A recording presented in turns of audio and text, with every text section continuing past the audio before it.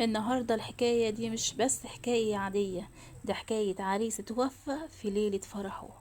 دي رسالة لينا كلنا إن العمر قصير، وإننا لازم نستغل كل يوم في الخير وفي حب الناس وفي القرب من ربنا. يمكن النهاردة فرحنا وبكرة يكون ميعاد رحيلنا. يا ترى يا جماعة، ايه أصعب لحظة ممكن يعيشها الإنسان؟ أكيد لما يتحول فرح العمر اللي الناس كلها مستنياه لميتم في ثانية. النهاردة قصتنا عن عريس من أسوان اسمه أشرف أبو الحكم. فرحه مكملش ولسه صدى الزغاريد مخلصتش، اتبدل بصراخ وبكاء.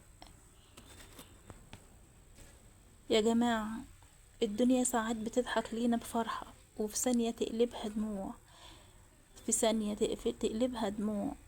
لا تسمعوه دلوقتي مبني على كل ما تم نشره في الفيديوهات والمصادر المتاحة، بعضها مؤكد وبعضها من الشهود.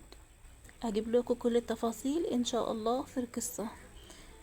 في مدينة اسمها مدينة كوبومبو في أسوان، المدينة أو في قرية اسمها قرية الرمد، قرية بسيطة. كان فيها شاب اسمه أشرف أبو الحكم، عنده 28 سنة.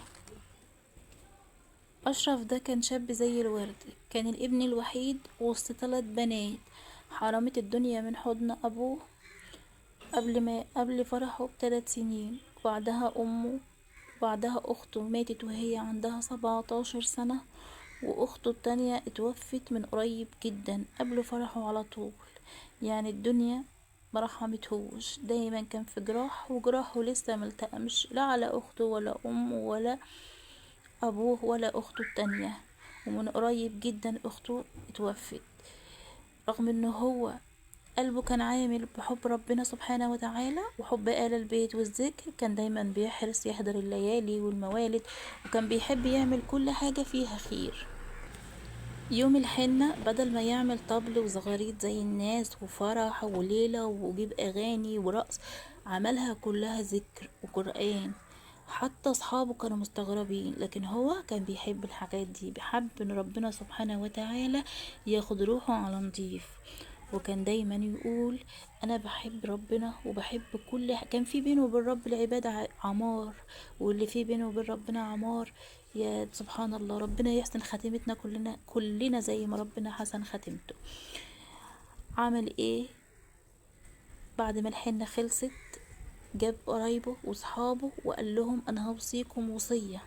انا حاسس اني هموت، وحاسس اني مش هفرح، وحاسس ان انا مش هزف الا فين في السما. الناس قالوا له يا ابني اتفائل خير، ليه بتقول كده؟ قال لهم بس اسمعوا وصيتي. فالناس حبت ان هي تهديه وقالت له طب يا عم قول وصيتك. قال لهم انا عايز ادفن في حتة اسمها الساحة الأدريسية.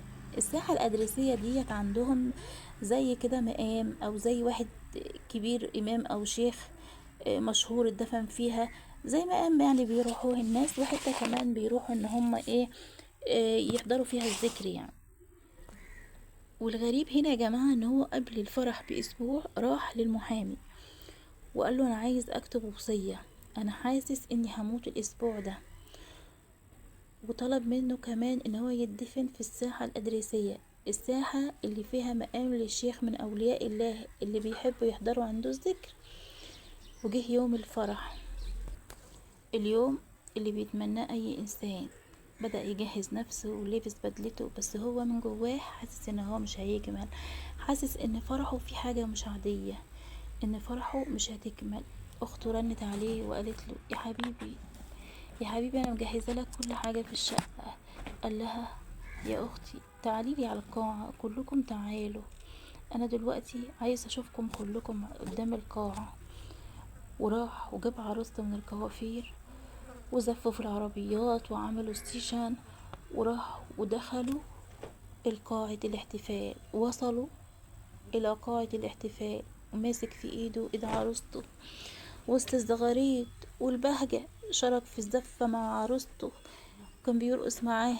لكن القدر لم يمكنه من أن يكمل تلك اللحظات. بعد أقل من 8 دقائق من دخول القاعة، فجأة وقع العريس أمام الحضور، مغشي عليه، مغمى عليه. ليلة العمر تتحول إلى ميتم في لحظة. كل الحاضرين اللي موجودين، الأمهات كلهم بدأوا يصرخوا: قوم يا أشرف، قوم يا أشرف. أشرف هنا ما بيردش.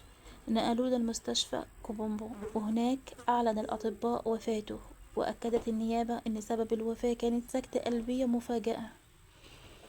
تحولت تلك الليلة من فرحة كبيرة إلى صدمة وحزن عميق، ليس فقط في قلب العروسة وأهله، بل في نفوس كل من سمع هذا الحدث. والعروسة لا حول لها ولا قوة، في مصادر قالت إنها في العناية المركزة. ربنا يصبرها، بجد لحظة مؤلمة أوجعت قلوب الناس كلها، ما بالكم هم. ربنا يصبرها ويصبر أهله يا رب.